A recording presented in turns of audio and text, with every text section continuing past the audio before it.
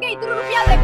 මම බහින්න කලින් ඉල්ලුවා නේද? සමුසලා හිතාගෙන ඉන්නේ අපි සල්ලි අච්චු ගහනවා කියලාද? මට මගේ ඉතුරු සල්ලි දෙනවා. නැත්තම් මම බහින්නේ නැහැ. මේ පොඩ බෙදාගත්තේ රලන්න. ආ බලන්න.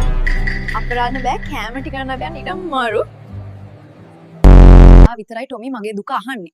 අර මනුස්සයට කියලා වැඩක් නැහනේ. උදේ ඉඳන් රෑ වෙනකම් මම මැරෙනවා එයාට ගාණක් නැහැ. ඔයා හොඳයි ඊට වඩා. අලුත් චිප් එකක් දාන්න ඕනලු. මං ගෙදර තිබ්බ අල චිප්ස් පැකට් එකක් හැදුවා. මේවා ලොකු වැඩිද මන්දා. කුඩු කරලා දාන්න වෙයිට. අලුත් කීබෝඩ් එකක් කිල්ලුවා. ඔතින් මම කුස්සියේ ලෑල් එක ගෙදර යතුරු ඔක්කොම එල්ලලා හැදුවා.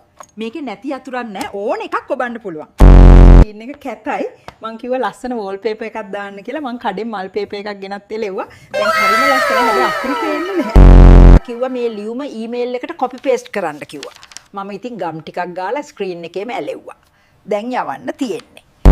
කියනවා Google එකේ නැති දෙයක් නැහැ කියලා. මම මේ පැවක් තිස්සේ අහනවා මගේ කුස්සියේ යතුරු කොහෙද කියලා. තාම උත්තරයක් නැහනේ.